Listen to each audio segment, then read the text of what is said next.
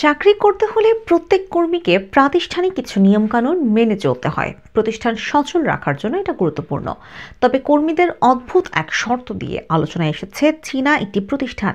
সেই প্রতিষ্ঠান অবিবাহিত কর্মীদের বয়সসীমা বেঁধে দিয়ে বলেছে এই সময়ের মধ্যে বিয়ে না করলে চাকরিচ্যুত করা হবে। চীনের উত্তরাঞ্চলীয় প্রদেশ সংদংয়ের ওই প্রতিষ্ঠানের নাম দ্য সুনতিয়ান কেমিক্যাল গ্রুপ। প্রতিষ্ঠানটিতে কাজ করেন 1200 জনের বেশি কর্মী। গত জানুয়ারিতে প্রতিষ্ঠানটি একটি ঘোষণা দিয়ে জানায় কর্মীদের মধ্যে বিয়ের হার কম হওয়ায় সিদ্ধান্ত নেওয়া হচ্ছে আগামী সেপ্টেম্বরের মধ্যে যেসব কর্মী বিয়ে করবেন না তাদের ছাঁটাই করা হবে। প্রতিষ্ঠানটি শুধু যে অবিবাহিত কর্মীদের এমন শর্ত দিয়েছে তা নয়, নতুন ঘোষিত নীতিতে প্রতিষ্ঠানটি বলছে বিয়ে হয়নি বা বিয়ে করলেও বিচ্ছেদ হয়েছে এমন কর্মীদের মধ্যে যাদের বয়স 28 থেকে 58 বছর তাদের অবশ্যই সেপ্টেম্বরের মধ্যে বিয়ে করতে হবে। বিয়ের জন্য কর্মীদের বয়সসীমা বেঁধে দিয়েই প্রতিষ্ঠানটি ক্ষান্ত হয়নি।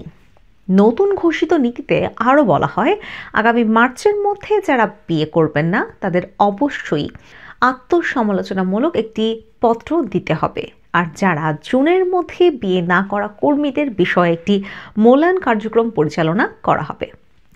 এরপর সেপ্টেম্বরের মধ্যেও যদি দেখা যায় বিয়ে করেননি তাহলে চাকরিচ্যুত করা হবে।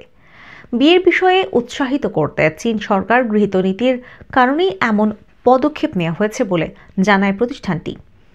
নতুন ঘোষিত নীতিতে প্রতিষ্ঠানটি বলে বিয়ের হার বাড়াতে সরকারি আহ্বান উপেক্ষা রাজদ্রোহের শামিল।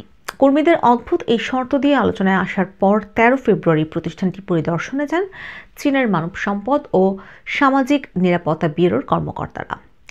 এরপর একদিনের কম সময়ের মধ্যে প্রতিষ্ঠানটি জানায় বিয়ে না করলে চাকরি থেকে বরখাস্ত করার যে নীতি নেওয়া হয়েছিল তা প্রত্যাহার করা হয়েছে।